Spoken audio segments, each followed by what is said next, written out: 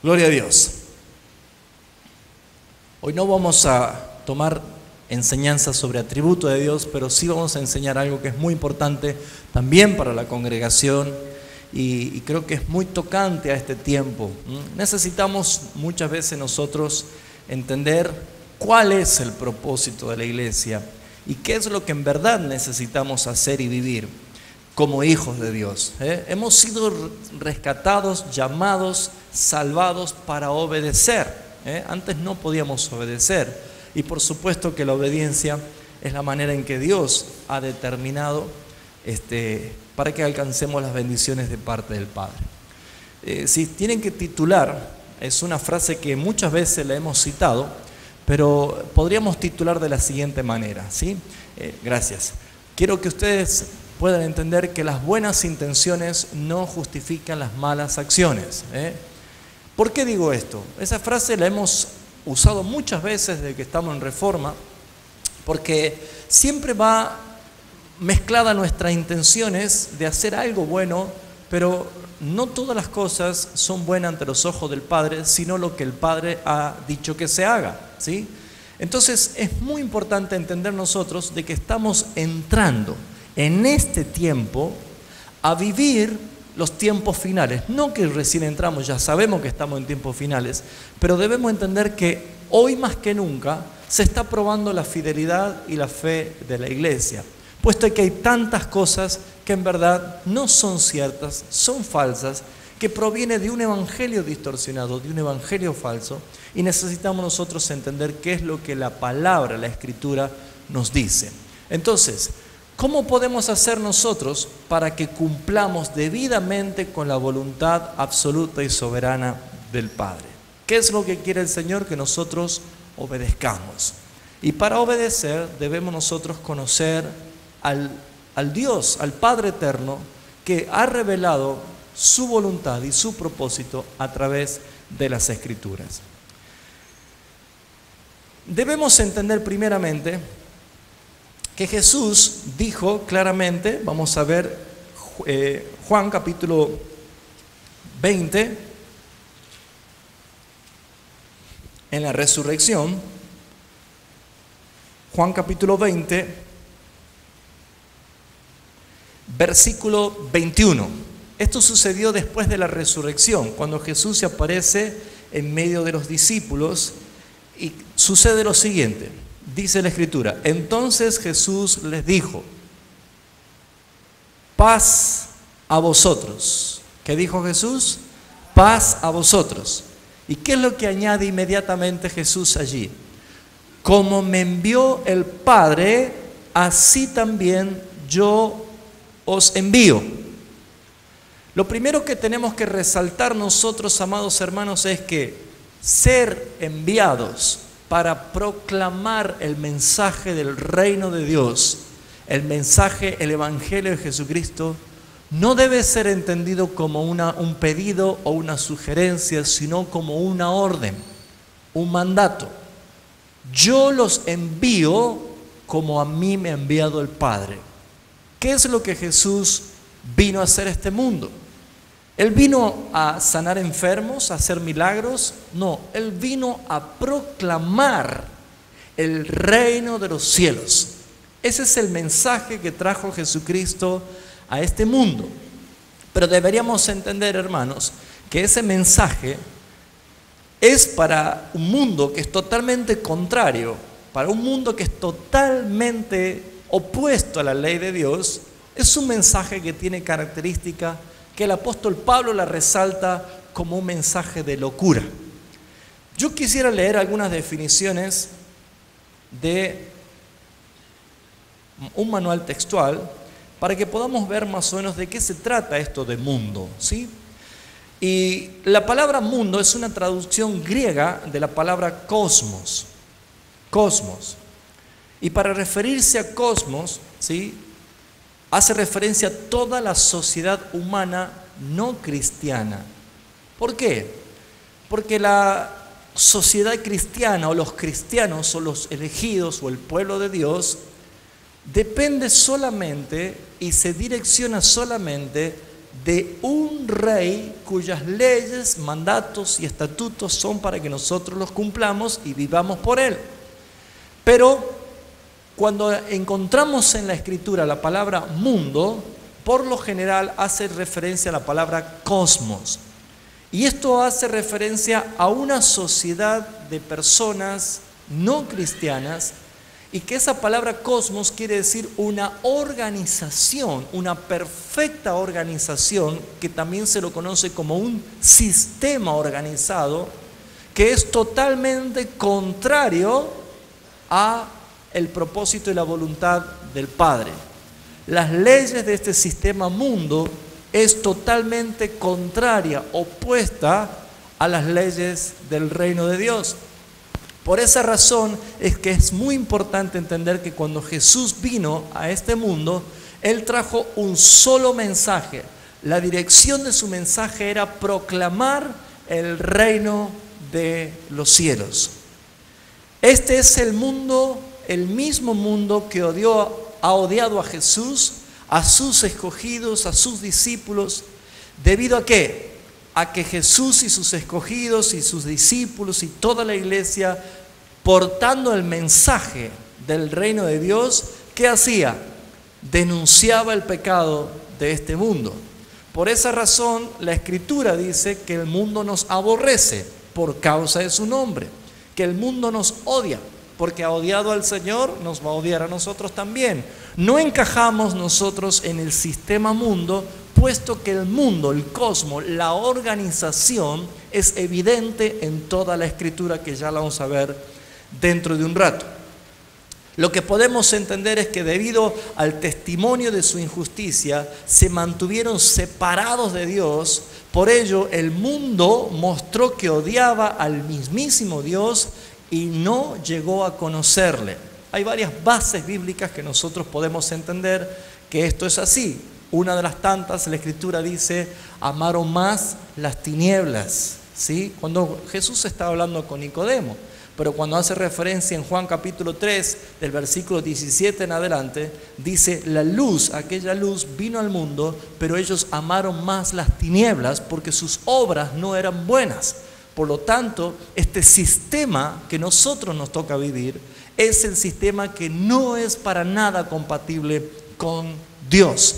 Entonces, Satanás, el diablo, que es el adversario, el opositor, rige dominio sobre el mundo formado por la sociedad humana de una manera totalmente organizada, en reinos, gobiernos, en estados, en política. Todo lo que usted ve que es organización mundial cae de maduro de que alguien es el que puede gobernar en este sistema mundo.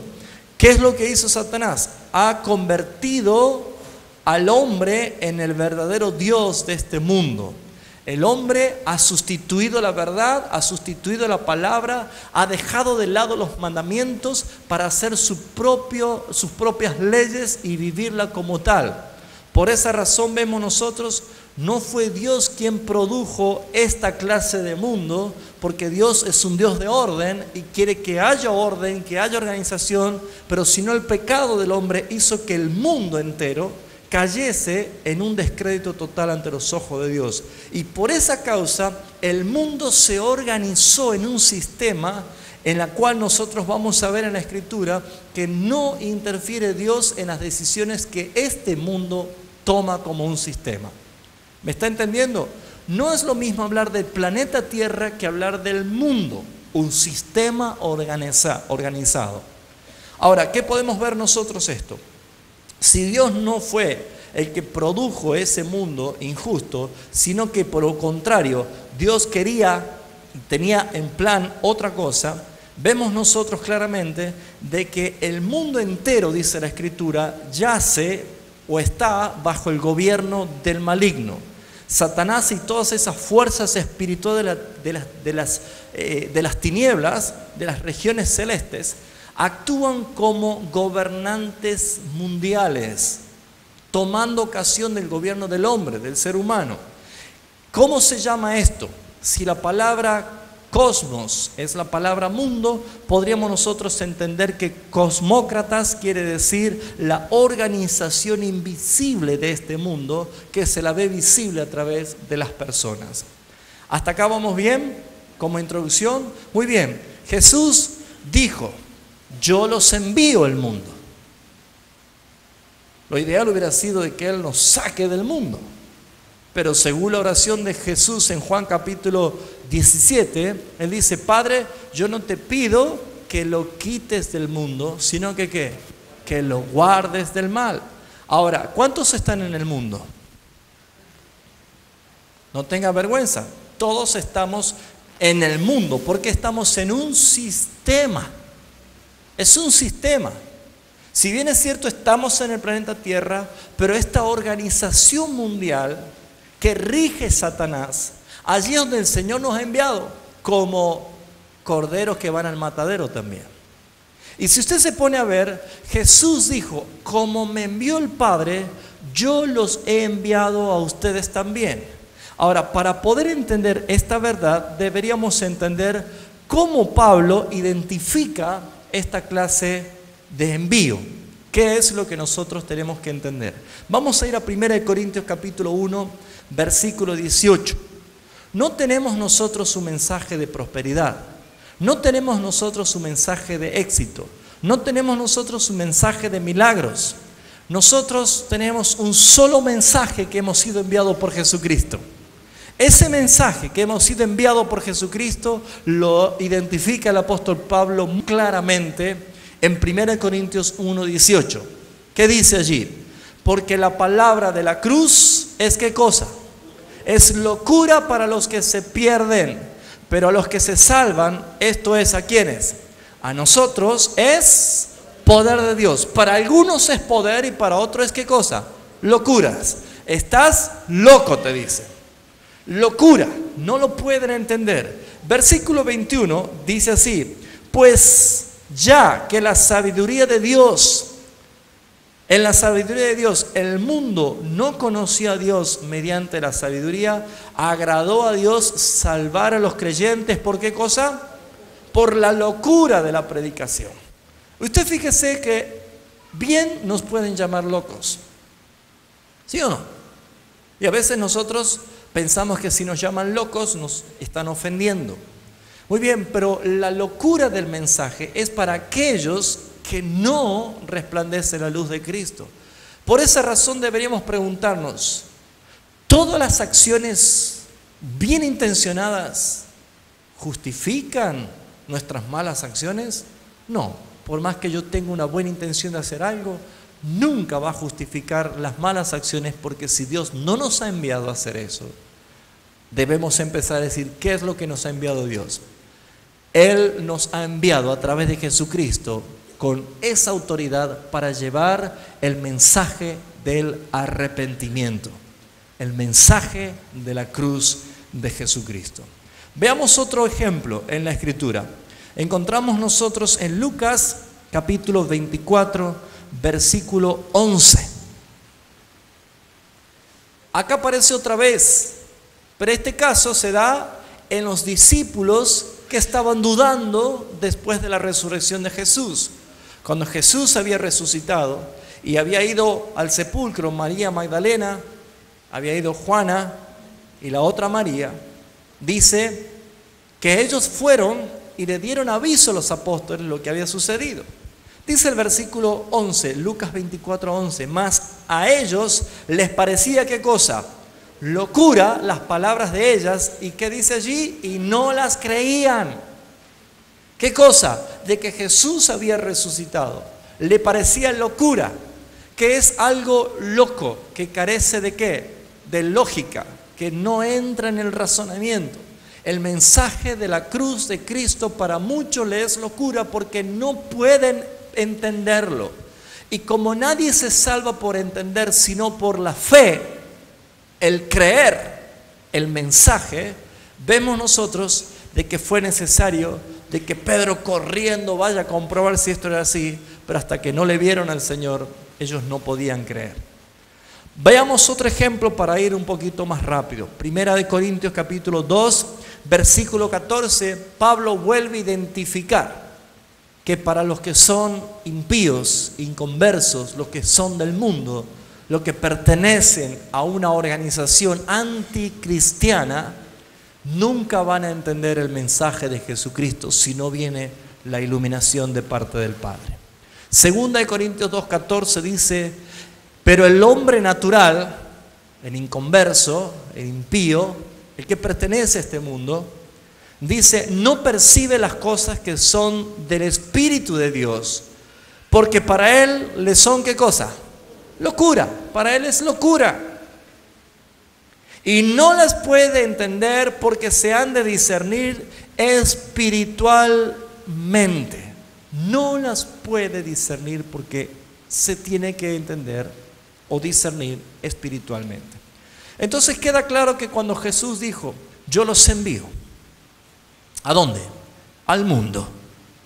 Queda claro que nosotros vamos a entrar en un terreno, estamos en un terreno donde todas las cosas son contrarias a la voluntad de Dios. Las leyes son contrarias a la ley de Dios, la santidad no existe, es todo inmundicia delante de Dios, y por esa razón es que nosotros, al haber sido enviados a este mundo, que no somos de este mundo, ¿por qué? Porque la Escritura lo dice, porque no somos de este mundo. La palabra es como ley, no te unas en yugo desigual, no te hagas alianzas con el mundo, no te unas. ¿Por qué? Porque nunca puede haber un acuerdo, nunca puede haber un aval de parte de Dios en el yugo desigual. Jamás la luz y las tinieblas se van a fusionar, jamás lo santo y lo profano, jamás el templo de Dios y los ídolos. ¿Y qué es lo que está pasando en este último tiempo? Los vientos de ecumenismo más fuertes están sonando más que nunca. Hace poco hemos tenido otra convocatoria y se ha visto ya públicamente en los medios cómo se han vuelto a juntar ecuménicamente, pero esta vez sumando a creencias que no son cristianas, como la hinduista, la budista y cuantas más. Cuidado, hermanos, porque todas estas cosas, muchos quieren decir, esto es bueno, pero la Escritura revela al profeta Isaías que hay de a lo que a lo bueno le llaman malo y a lo malo le llaman bueno. ¿Por qué el hombre puede decir que es bueno? Porque se mueve por emociones y ha dejado de lado las convicciones. No ha tomado lugar la palabra de Dios en su vida. Por esa razón es que el Evangelio ha sido distorsionado. Por esa razón es que el Evangelio ha sido cambiado. Fíjense ustedes, hermanos, ¿cuál fue la actitud de Jesús? Veamos en Marcos, el evangelista Marcos, capítulo 1, relata claramente lo que Jesús comenzó su ministerio a hacer. Marcos capítulo 1, dice el versículo 14. Después que Juan fue encarcelado, Jesús vino a Galilea predicando el evangelio del reino de Dios. ¿Qué vino predicando Jesucristo? El evangelio ¿de dónde? Del reino de Dios. ¿El reino de Dios era ahí en la tierra? ¿En el mundo era? No. Era algo que se iba ¿qué? A manifestar. Él venía a anunciar algo que iba a manifestarse. Hay algo que nosotros esperamos y que muchos confundidos hablan de un reino ahora, cosa que no puede ser porque no puede haber reino ahora hasta que el Rey de Reyes no establezca su reino. Pero lo que podemos entender, hermanos, es que Jesús nunca estuvo interesado en cambiar el mundo. Sin embargo, hay muchos dentro del círculo religioso evangélico que aún insiste en ir en contra de la voluntad de Dios, insiste en contra de la palabra, que quieren cambiar el mundo y quieren que el mundo entero se cambie. Y hermanos, no existe ningún versículo bíblico que diga que Dios está interesado en cambiar el mundo. Mejor dicho, lo va a cambiar, pero va a cambiar por uno nuevo, un cielo nuevo y una tierra nueva. Fíjense ustedes qué importante ver que Jesús comenzó su ministerio predicando el evangelio del reino de Dios. ¿Cuál era el mensaje? Versículo 15, el tiempo se ha cumplido, el reino de Dios se ha acercado, arrepentíos y creed en el evangelio. Ese evangelio que predicó Jesucristo es el mismo evangelio que nos manda una orden un mandamiento de predicar. Nosotros debemos predicar el evangelio que predicó Jesucristo.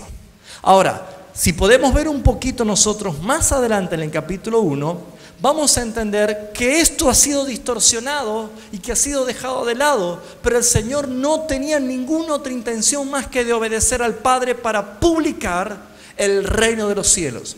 En el mismo capítulo, Jesús había entrado justamente ya a Capernaum y había estado allí, dice, ministrando, y muchas personas eran sanadas. Ahora, fíjense ustedes que en el capítulo 1, dice el versículo 32, cuando llegó la noche, luego que el sol se puso, le trajeron todos los que tenían enfermedades y a los endemoniados, y toda la ciudad se agolpó a la puerta. ¿Y qué hizo Jesús? Dice, sanó a muchos que estaban enfermos de diversas enfermedades y echó fuera muchos demonios y no dejaba hablar a los demonios. ¿Por qué? Porque le conocían.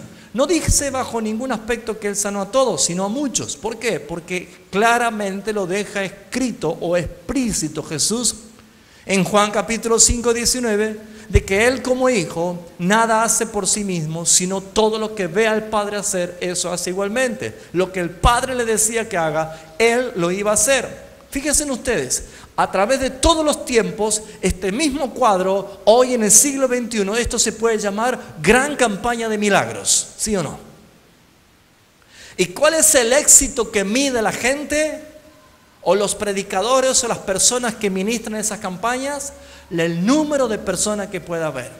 Fíjense ustedes que Jesús en ningún momento se confundió por emociones. Porque ¿qué sucedió? Podemos decir que la noche anterior de la campaña fue un éxito rotundo. ¿Por qué? Porque muchos eran liberados de sus enfermedades, muchos endemoniados eran liberados. ¿Y qué pasaba? La gente se agolpaba. Ahora, suele pasar por lo general que cada vez que hay una campaña tan intensa, las actividades de la mañana se menguan un poquito porque tienen que descansar los que han trabajado toda la noche, ¿no es cierto? Ahora, fíjense ustedes que seguidamente en el versículo 35, muchos querían que la campaña de Jesús siga. Fíjense ustedes, levantándose muy de mañana, habla de Cristo, levantándose muy de mañana, siendo aún muy oscuro, Pedro, los discípulos, todos estaban dormidos. Él salió y se fue a un lugar desierto, y allí, ¿qué hacía? Oraba. Precioso, ¿no? Cuando se levantaron sus discípulos, ¿qué pasó? Simón Pedro le buscaba, y los que con él estaban, ¿saben? Empezaron a buscar, ¿dónde está Jesús? ¿Dónde está el Señor? ¿Qué estaba viendo Pedro? ¿Qué estaban viendo los discípulos? Que habían vuelto, ¿quiénes? La multitud. Había vuelto la gente.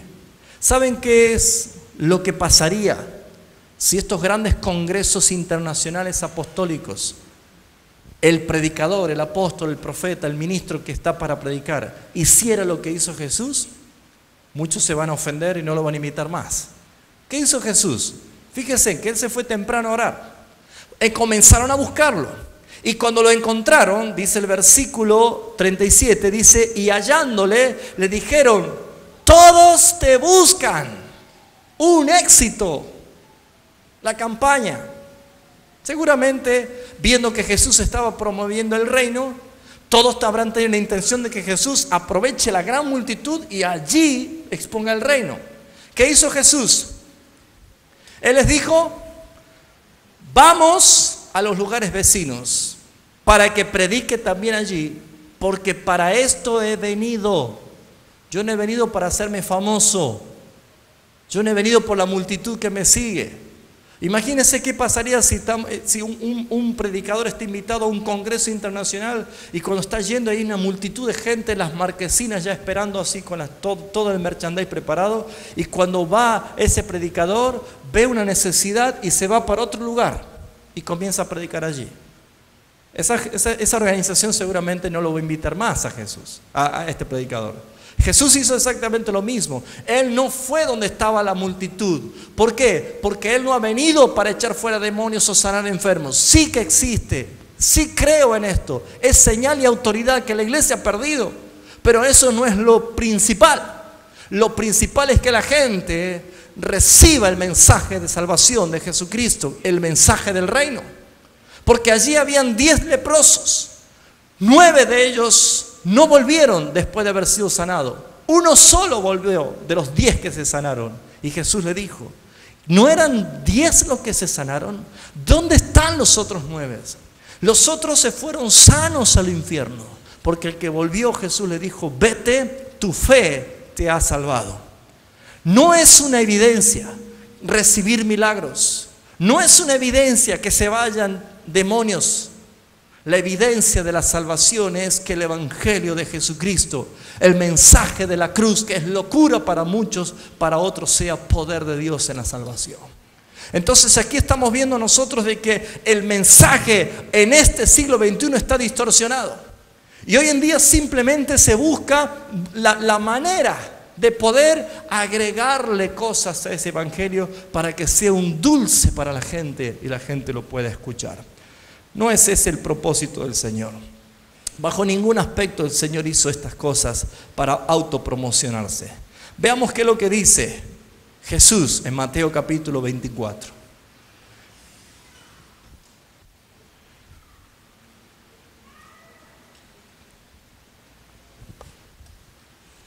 Jesús en Mateo 24, versículo 5 en adelante dice, porque vendrán muchos en mi nombre, diciendo yo soy el Cristo, y a muchos se engañarán.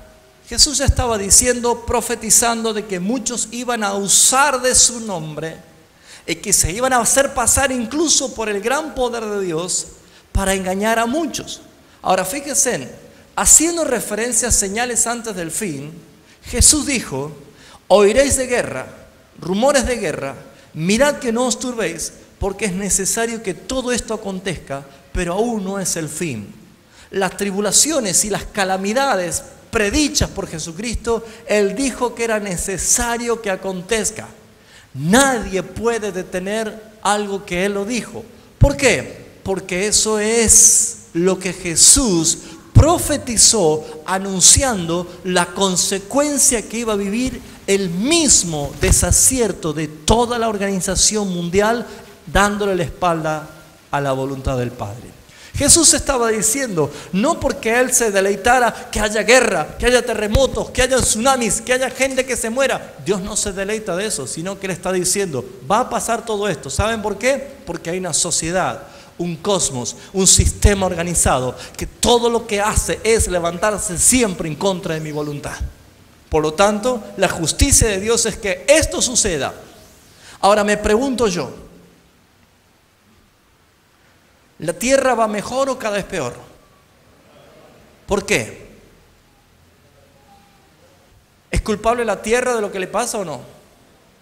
Entonces tendríamos que replantear la pregunta. ¿El mundo está mejor o peor? Peor. Y la consecuencia es la creación. Porque ¿qué es el mundo? Es el poder organizado de las naciones en contra del Señor, inspirado por Satanás y por todas las esferas de las tinieblas. Esa cosmocracia, esa dimensión de gobierno en contra de Dios está trayendo las consecuencias. Me sorprende, muchos ministros, algunos de ellos les conozco, otros no les conozco, pero me sigo sorprendiendo. Cómo han quitado la visión y la mirada del autor y consumador de la fe. Y yo me pregunto, para ser profeta o para ser apóstol en este tiempo, hay que estar haciendo todo un examen exhaustivo de las cosas que pasan en el mundo. Yo no entiendo por qué se tiene que estar viendo permanentemente qué es lo que va a pasar ahora con la muerte de Gaddafi, qué es lo que va a suceder con la ONU organizada.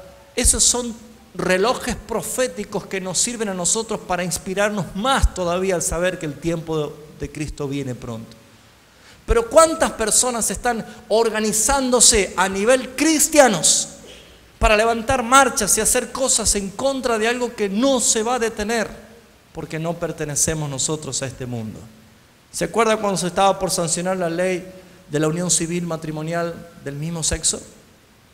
y se hicieron marchas y se hicieron contramarchas y muchos ayunaron y oraron. ¿Y qué sucedió con la ley? Se aprobó. Hoy estamos otra vez, ¿no? Los aires están revueltos otra vez. Y muchos dicen, viste, hoy dice el diario que fue un fracaso y no se pudo tratar, entonces, bien, hemos ganado. Hermanos, no existe en la palabra algo que Dios interfiera en las consecuencias de este mundo. ¿Saben por qué? Porque el mensaje de Jesucristo no es para mejorar el mundo, sino para anunciar una tierra nueva, algo venidero. ¿Me está entendiendo? Quiero llevarlos a ustedes rápidamente a evidencias bíblicas. Por ejemplo, se está muy de moda hablar de cumbres mundiales en este tiempo, ¿no? Y las cumbres no son otra cosa más que el cosmos reunido. Todo el cosmos reunido. Poder político, poder empresarial, la masonería y los Illuminatis en pleno manejando todas las cosas. Se van a dar cuenta ustedes, hermanos, de que no podemos ignorar que eso está sucediendo. Pero la iglesia no está para orar para contrarrestar eso. La iglesia está para orar, para que los ojos de muchos sean iluminados por el favor de Dios y muchos vean la luz. Pero sin embargo vemos nosotros que el enfoque se ha perdido. Ahora, la primera cumbre que se puede encontrar en la Escritura es en Génesis, capítulo 11, cuando decidieron hacer una ciudad y una torre. Génesis capítulo 11 dice el versículo 3, y se dijeron unos a otros. ¿Qué estaban haciendo acá?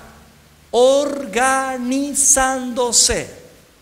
Se dijeron unos a otros, vamos y hagamos ladrillo, cozamos con fuego, y les sirvió. Dice el ladrillo en lugar de piedra y el asfalto en lugar de mezcla. Y dijeron, vamos y edifiquémonos una ciudad y una torre cuya cúspide llegue al cielo y hagámonos un nombre. ¿Qué estaban haciendo los seres humanos primitivos? Poniéndose de acuerdo. ¿Y qué estaban haciendo? Provocando a Dios. E inmediatamente vemos nosotros que ellos decidieron comenzar a edificar, y tal es así que Dios tuvo que intervenir. Y dice la Escritura que Dios dijo en su pluralidad como Elohim: he aquí el pueblo es uno y estos tienen un solo lenguaje y han comenzado la obra y nada les hará desistir de lo que han pensado hacer. Cuando se organiza el cosmos, comienza a hacer todas las cosas que van en contra de Dios. Dios descendió y confundió su lengua y se dejaron de hacer la torre y la ciudad. Pero fueron esparcidos por toda la tierra con esa misma iniquidad y rebelión. Por lo tanto, ¿qué encontramos nosotros aquí? Que esto de juntarse en cumbre continúa sucediendo. Veamos, por ejemplo, lo que sucedió en Éxodo, capítulo 1, versículo 16.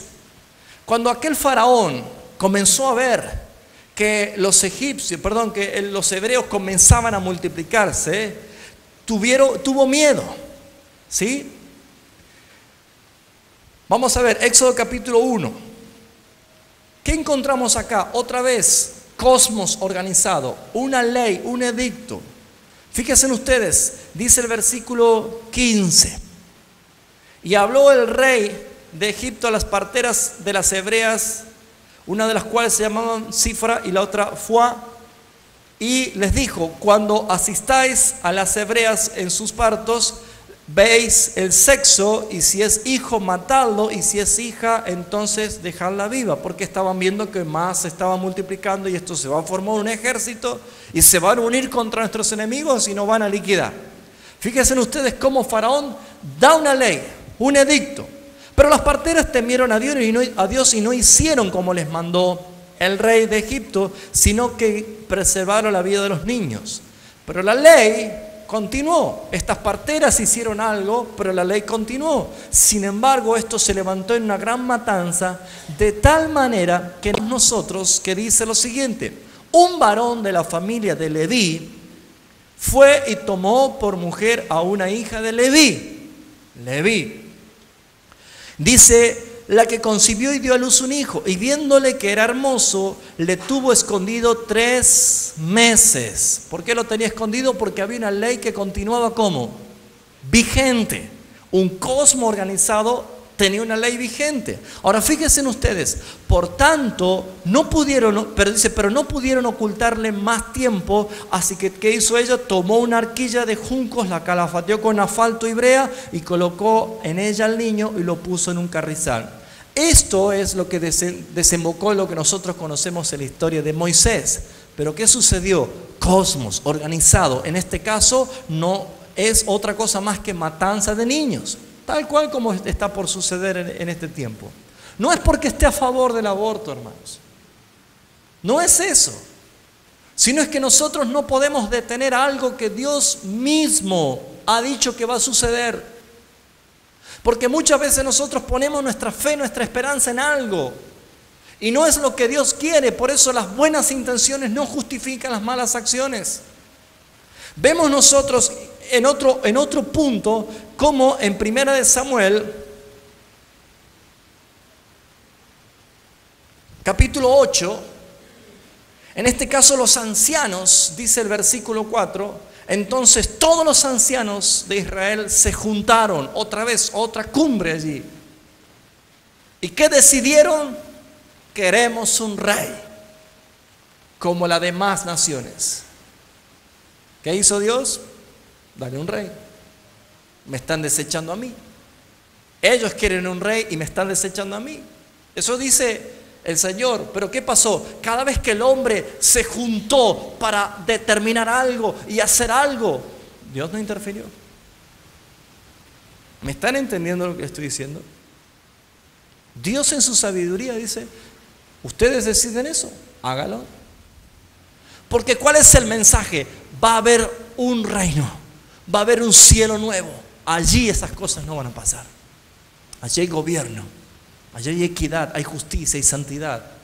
Pero mientras estemos en este mundo, nuestro mensaje va a ser de locura. ¿Por qué? Porque no somos este mundo. No haga alianza, no se enriede. La evidencia de un hijo de Dios es que se aparta del cosmos, se aparta de la organización, se aparta del mundo, porque las leyes son anticristianas. Veamos otra evidencia más. Muy conocida, por cierto. Nehemías, capítulo 4. ¿Se acuerda cuando Nehemías ya venía levantando los muros de la ciudad? Allí otra cumbre más, ¿no? Gobernantes se juntan allí. Dice el versículo 7.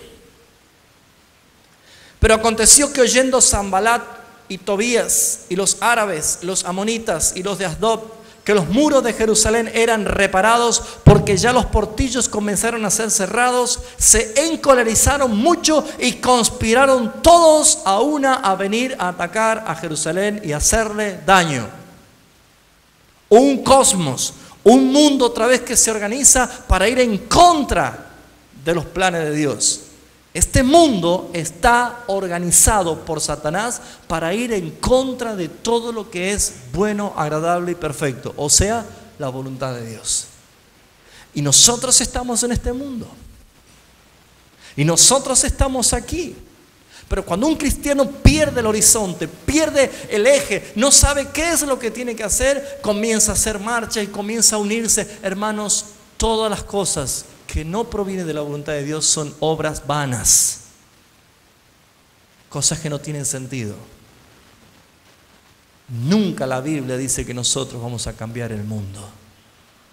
Él vino para traer el evangelio del reino, para salvar a todos aquellos a quien el Padre les había dado en Cristo para que sean salvos. ¿Me está entendiendo? Veamos una cumbre más. ¿Se acuerda de Daniel capítulo 3? Veamos lo que dice Daniel capítulo 3. Esta sí que es una verdadera cumbre como la que nosotros vemos actualmente, ¿no? El cosmos organizado otra vez. Dice el capítulo 3 de Daniel: el rey Nabucodonosor, diga conmigo, Nabucodonosor. ¿Cómo se llamaba el padre? Nabopolassar. No le sale, ¿no? Bueno, eran nombres que tenía, ¿no? ¿Qué hizo el rey Nabucodonosor? Un día le agarró el pico de soberbia y no tuvo mejor idea que hacer una estatua de oro cuya altura era de 70 codos y su anchura de 6 codos, y la levantó en el campo de Dura, en la provincia de Babilonia. Y envió el rey Nabucodonosor a que se reuniesen, convocó, ¿no?, una cumbre. ¿Quiénes? Los sátrapas, los magistrados, capitanes, oidores o abogados, quiere decir esto, tesoreros, consejeros, jueces y todos los gobernantes de las provincias, para que viniesen a la dedicación de la estatua que el rey Nabucodonosor había levantado. Fueron pues reunidos los sátrapas, magistrados, capitanes, oidores, tesoreros, consejeros, jueces y todo gobernante de las provincias a la dedicación de la estatua que el rey Nabucodonosor había levantado, y estaba en pie delante de la estatua que había levantado el mismísimo rey Nabucodonosor. Un cosmo otra vez organizado.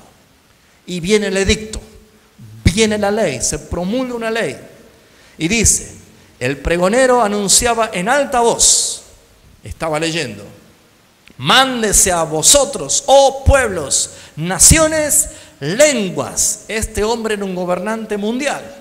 Y fíjese cómo incluye el cosmos algo que va en contra de los hijos de Dios. Y dice así la Escritura. Dice: el pregonero anunciaba diciendo: mándese a vosotros, oh pueblos, naciones y lenguas, que al oír el son de la bocina, la flauta, el tamboril, el arpa, la zampolla, dice, y todo instrumento de música, os postréis y adoréis la estatua de oro que el rey Nabucodonosor ha levantado. Y cualquiera que no se postre y adore, inmediatamente será echado dentro del horno de fuego ardiendo. Conocemos toda la historia, ¿no? 3 fieles jóvenes decidieron ellos decir: no vamos a faltar el respeto al rey, pero rey, no hace falta que te respondamos sobre este asunto. Debes saber que no interesa lo que el edicto diga. No nos vamos a postrar. Y nuestro Dios es poderoso para librarnos de tu mano y de aquel horno de fuego ardiendo. Pero sepa que si no nos salva, tampoco nos vamos a postrar. Ese es un claro ejemplo de lo que significa: no te unas al mundo. Fíjense en ustedes. Podrían decir: Dios puede hacer que tu ley sea revocada. No, la ley se promulgó y fueron echados al horno de fuego. Dios premió la obediencia y la fidelidad de estos muchachos. Pero ¿qué encontramos acá? Que el Señor siempre va a responder a sus hijos, siempre cuando obedezcan su voluntad. Y quiero que ustedes, hermanos, profundicen juntamente conmigo en la oración que Jesús hace en Juan 17. Juan 17 está haciendo referencia a algo muy profundo acá. Y vamos a extraer algunos principios para poder nosotros entender de qué se trata la misión de la iglesia en este mundo. Estas cosas habló Jesús levantando los ojos al cielo y dijo: Padre, la hora ha llegado, glorifica a tu Hijo, para que también tu Hijo te glorifique a ti. Como le has dado potestad sobre toda carne, para que Él dé vida eterna a los que le diste. Y esta es la vida eterna, que te conozcan a ti, el único Dios verdadero, y a Jesucristo a quien has enviado. Yo te he glorificado en la tierra y he acabado la obra que me diste que hiciese. Jesús vino ¿a qué? A solucionar todos los problemas de la tierra. ¿Así es? Jesús, ¿qué vino a hacer? ¿A salvar al mundo? ¿A dejar un mundo precioso? ¿A restaurar? No se confunda. Él vino a hacer toda la tarea que el Padre le encomendó. Él vino, cumplió y dijo: Padre, consumado es. ¿En qué consistía la tarea de Jesús? ¿En arreglar la capa de ozono? ¿En que los glaciares vuelvan a hacerse hielo? Su única misión: Él venía a salvar a pecadores y a llamarlos al arrepentimiento, proclamando el mensaje de arrepentimiento, el evangelio del reino de Dios. No es acá, es lo venidero. lo que Dios va a manifestar. ¿Por qué todos hoy están viendo cómo podemos hacer para salvar al mundo? ¿La salvación es de quién? De Dios. Él es el que salva. Por eso Jesús dice: yo te he glorificado. Yo te he glorificado, acabando la obra que me diste que hiciese. Ahora pues, Padre, glorifícame tú al lado tuyo con aquella gloria que tuve contigo antes que el mundo fuese. He manifestado tu nombre a los hombres del mundo que me diste. No todo el mundo, sino que, ¿sabe que usted pertenecía a este mundo? Y sin embargo, cuando Él te llamó, te sacó de ese cosmos, te sacó de esa organización que era contraria. ¿Se acuerda usted cómo renegaba antes de Dios? ¿Se acuerda usted cómo se molestaba con las cosas de Dios? ¿Se acuerda cuánto rechazaba a alguien que venía con el mensaje de Cristo? ¿Y por qué usted ahora se deleita? ¿Y por qué usted hasta se atreve a predicarle a otra persona de Cristo? Porque algo ha pasado en usted. Él ha regenerado tu vida, Él ha cambiado tu vida. Él te sacó de una organización de este cosmos y te puso en su reino, donde hay un rey, hay un mandato, hay una orden, hay una entrega. Entonces algo ha pasado, hermanos. Dios es el que llama. Dios es el que trae en Cristo a los que van a heredar la vida eterna.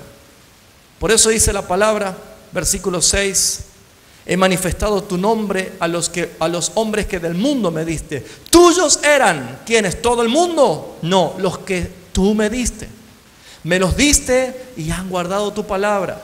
Ahora han conocido todas las cosas que me has dado, que proceden de ti, porque las palabras que me diste las he dado y ellos las recibieron y han conocido verdaderamente que salí de ti y han creído que tú me enviaste. Pregunta, ¿todos han creído en Cristo?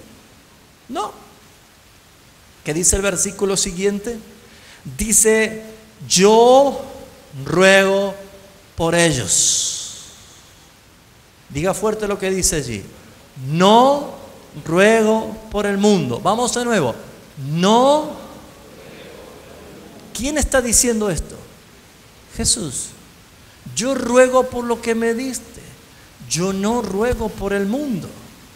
Yo no he venido a condenar al mundo, sino para que el mundo sea salvo por Él, por Cristo, ¿sí? ¿Por qué no vino a condenarlo? Porque el mundo ya estaba ¿cómo? Condenado por sus propios delitos y pecados. Sino que ruego por los que me diste, porque tuyos son, y todo lo mío es tuyo, lo mío es tuyo, y he sido glorificado en ellos. Ya no estoy en el mundo, mas estos están en el mundo. Siempre que escuche esa palabra mundo, lea la palabra mundo, ya sabe que está hablando de una organización, de un sistema que va en contra de Dios. Todo. ¿Usted cree que la iglesia ha sido puesta para frenar las leyes de este mundo? La iglesia ha sido puesta, ¿sabe para qué? Para que los escogidos del Padre vean la luz a través de usted y lleguen a la salvación. Una cumbre más. Se juntó Caifás, Anás y todo el Sanedrín. ¿Para qué? Para tratar de condenar a Jesús. Y como no encontraban, ¿qué hicieron? Sobornaron a falsos testigos para que pudiesen ellos atestiguar en contra de Jesús. ¿Usted qué hubiera hecho en ese momento? ¿Hubiera hecho una marcha para que no crucifiquen a Jesús? La ley de este mundo condena al mundo. La ley de Dios salva a aquellos que creen. La ley que proviene del Espíritu, hermanos. Jesús murió porque Él obedeció al Padre, incluso hasta la muerte. Por esa razón, hermanos, es que cuántas cosas nosotros podemos hacer con muy buenas intenciones, pero si no figura en la voluntad absoluta y soberana, en la palabra gloriosa y eterna, en el evangelio que no es de ahora, sino desde la eternidad, porque Dios determinó desde la eternidad pasada salvar a los pecadores.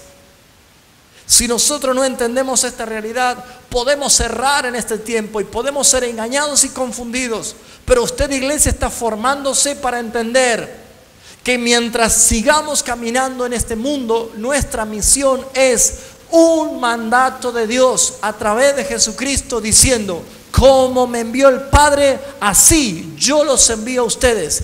¿Qué vino a hacer Jesús? A predicar: arrepentidos porque el reino de los cielos se ha acercado. Si nadie predica ese mensaje, no estamos haciendo la voluntad del Padre. ¿Me está entendiendo?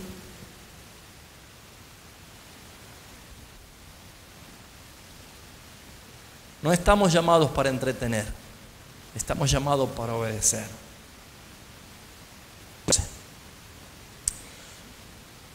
Yo les he dado tu palabra y el mundo los aborreció, porque no son del mundo, como tampoco yo soy del mundo. No ruego que lo quites del mundo, sino que los guardes del mal. No son del mundo, como yo tampoco soy del mundo. Jesús deja muy en claro: yo no pertenezco a esta organización, ellos no pertenecen a esta organización. Este sistema está llevando a muchos hijos de Dios a una confusión, a practicar cada vez que suena ese instrumento musical, a postrarse delante del rey de Babilonia. Y lo está logrando a través de todas las cosas que este sistema le ofrece. Amados, si hemos de entender que la vida en santidad es un apartamiento de las cosas viles, debemos hacerlo, hermanos. ¿Solo por qué? Por amor de su gloria, por el Señor Jesucristo. ¿Me está entendiendo, hermano? La Escritura dice que Satanás llevó a cabo justamente algo, ¿no? Enceguecer a este mundo para que no le resplandezca la luz de Cristo. ¿Y cómo lo hace Satanás? Haciendo de que la gente dé la espalda al Señor. Ellos son esclavos del reino de las tinieblas. Pero ¿qué podemos ver nosotros? De que Jesucristo vino para librarnos de la potestad de las tinieblas, para llevarnos a la luz admirable de su reino. Quiero ir cerrando el concepto a través de la definición en cuanto a esto. En estos textos que hemos leído, la palabra cosmos o mundo simplemente habla de una humanidad apartada de Dios. Los discípulos de Jesús estaban en el mundo, pero no eran del mundo. Toda la sociedad humana organizada que existe fuera de la congregación cristiana verdadera se alinea totalmente con este sistema. Por otra parte, los cristianos no podrían de ser partes del mundo.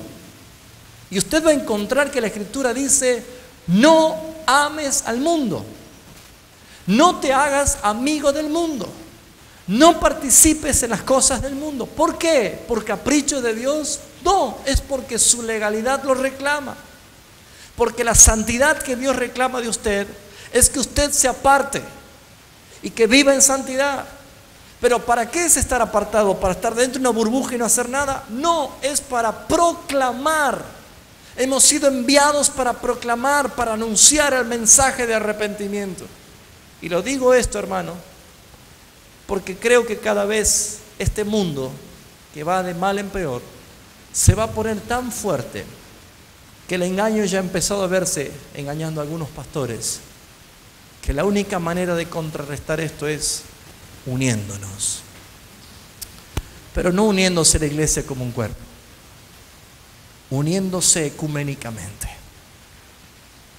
Vamos a pedirle todos por la paz mundial. Es como que el caballito blanco comenzó a andar, ¿no?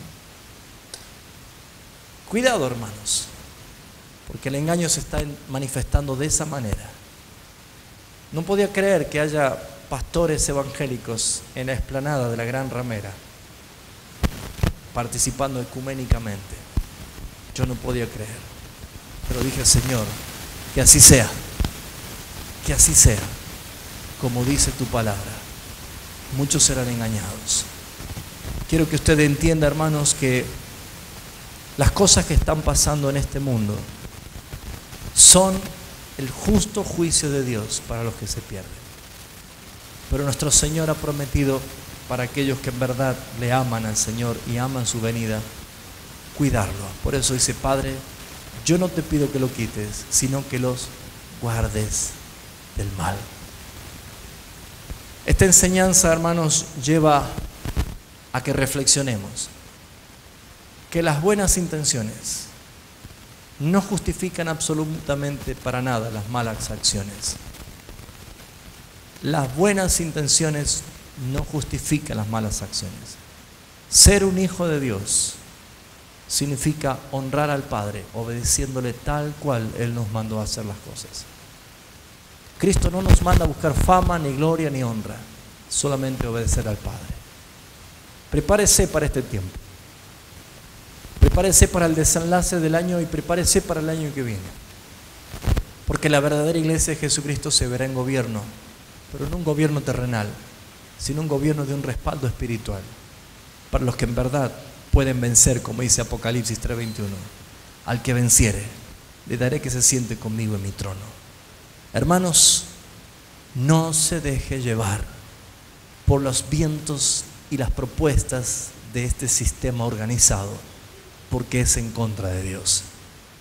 Apenas quedan 2 meses para concluir un año 11, que el Señor nos llevó a profetizar claramente de que muchos iban a ser distraídos, iban a escuchar propuestas y lo iba a sacar del propósito.